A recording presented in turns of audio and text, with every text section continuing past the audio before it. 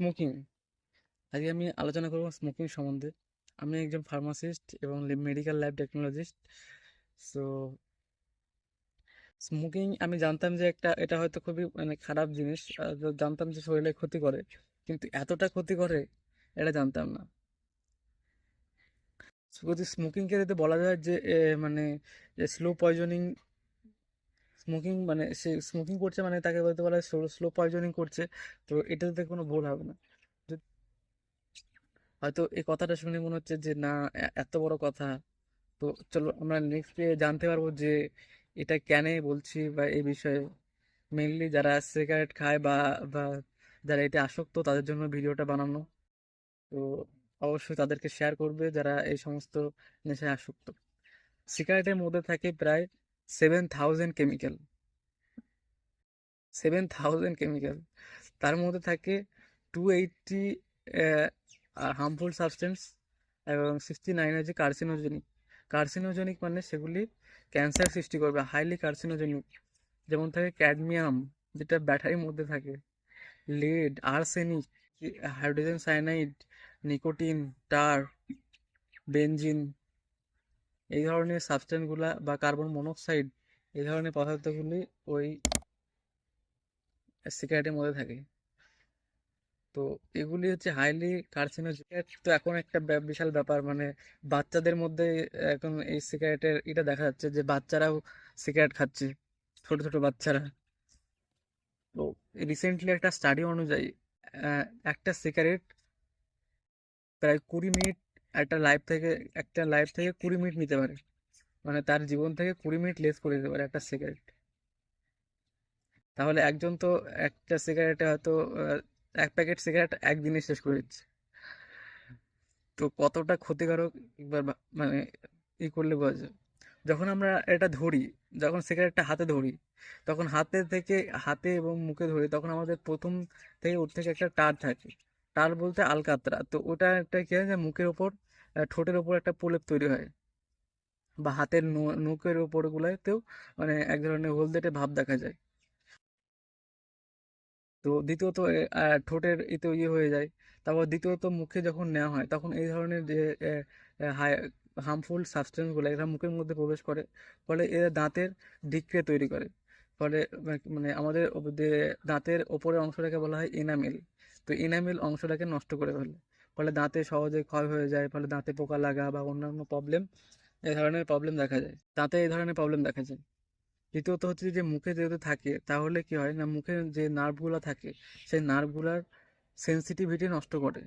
ফলে আমরা দীর্ঘদিন, যদি একদিনে অবশ্য হয় না, দীর্ঘদিন ধরে এইভাবে চলতে থাকে, লং টার্ম স্মোকার হয়ে থাকে, তাহলে কি হবে, আমাদের জীবের স্বাদগ্রন্থিটা নষ্ট হয়ে যায়। ফলে সে খাবার আগে যেমন স্বাদ পেত সেরকম স্বাদটা আগের মতো পাবে না। তারপর হচ্ছে নাকের স্মেলও সেরকম পাবে না, কারণ সেগুলি সেন্সেশন ধীরে ধীরে নষ্ট হয়ে যায়। এবং হয়তো তাই হতে পারে যে খুব একটা মজাদার খাবার ছিল, হয়তো বিরিয়ানি বা অন্যান্য কিছু, তো সেটার স্বাদ আস্তে আস্তে সেই রকম ভাবে আগের মতো ফিল হবে না। দ্বিতীয়ত এমনি তো সিগারেট যারা খায় তাদের বা বিড়ি, তাদের তো এমনি মুখে তো আচ্ছা দুর্গন্ধ করে, এটা তো একটা ব্যাপার। যে পাশে থাকে সেও এটার পর যখন ট্রাকিয়াতে যায়, ট্রাকিয়া বা শ্বাসনালীতে যায়, শ্বাসনালীতে হচ্ছে যখন আমাদের শ্বাসনালী থাকে সিলিয়া, সিলিয়া কি করে না, আমাদের যে সমস্ত জাম পার্টিকেল থাকে, বিভিন্ন ধরনের উম, ধুলো বালি বা অন্যান্য কিছু ভাইরাস ব্যাকটেরিয়া, এই ধরনের পদার্থগুলিকে আটকে রাখে। এই ধরনের পদার্থগুলিকে মানে সিলিয়া কি করে আটকায়। তো এই ধরনের যখন আমরা এবারে কাশি বা হাঁচির মাধ্যমে সেটা আস্তে আস্তে কি হয়, বেরিয়ে যায়। তো যখন আমরা কাশি, অনেক সময় যখন সর্দি বা জ্বর আসে, তখন ঠিক গলার কাছে কি করে ব্যথা করে। তো ওই কারণে ওই সিলিয়াগুলো কি করে, ওটা আটকে রাখে, এবং অনেক সময় হাঁচি কাশির মাধ্যমে ওটা শরীর থেকে বের করে দেওয়ার চেষ্টা করে। কিন্তু যখন এই ধরনের সাবস্টেন্সগুলো সিলিয়াতে পৌঁছায়, তখন সিলিয়াকে প্যারালাইজ করে দেয়, সিলিয়া হয়ে গেছে প্যারালাইজ। ফলে ওগুলা কি হয়, পরবর্তীতে ওটা অ্যালভিওলাইয়ের মধ্যে পৌঁছায়, যেটা মানে যে যার উপর দিয়ে ক্যাপিলারি থাকে, ব্লাড ক্যাপিলারি, যেটা আমাদের শরীরের অক্সিজেন যেটা থাকে, অক্সিজেনটা এক্সচেঞ্জ হয়। মানে কার্বন ডাইঅক্সাইডটা বেরিয়ে আসে, অক্সিজেনটা ঢোকে। তো কার্বন ডাইঅক্সাইড এবার কি হয়, যখন আমরা এটা ধোঁয়াটা শরীরে প্রবেশ করে কার্বন মনোক্সাইড, তখন কি হয়, অক্সিজেনটা পরিবর্তিতে কার্বন মনোক্সাইড আরবিসির সাথে মিশে যায়। ফলে শরীরে একটা অক্সিজেন ডেফিসিয়েন্সি তৈরি হয়। ফলে যারা লং টার্ম এই ধরনের রোগে আক্রান্ত, তাদের ক্ষেত্রে কি হয় না, এবং দ্বিতীয়ত যারা এমনি লং টার্ম যারা স্মোকার নয়, যে সবে ধরেছে, তাদের ক্ষেত্রেও তারা কি হয়, মানে অনেক দৌড়তে পারে না, অল্পতে হাঁসফাঁস লেগে যায়, মানে নানা ধরনের প্রবলেম তো শুরু হতেই থাকে। তো হচ্ছে যে যেহেতু এগুলা হার্মফুল কার্সিনোজেনিক, তো এগুলা যখন ওই এয়ার সেক্সের মধ্যে পৌঁছাবে, তখন তো এখানে ইনফ্লামেশন বা ইনফেকশন তো তৈরি করবেই। ফলে এগুলো হয়ে যাবে মানে এগুলা ইনফেকশন তৈরি করবে। এগুলো হচ্ছে যেমন লং টার্ম হলে যেমন হচ্ছে ক্রনিক অবস্ট্রাকশন পালমোনারি ডিজিজ, বা আরও অনেক ডিজিজ আছে যেগুলো হয়ে যায়। দ্বিতীয়ত হচ্ছে এরপরে পরে কি হয় না, এই ধরনের পদার্থগুলো যখন ইতে পৌঁছায়, মানে ব্লাড স্ট্রিমে পৌঁছায়, যে ব্লাড স্ট্রিমের ফলে এটা কি হয় না, সারা শরীরের মধ্যে ছড়িয়ে যায়।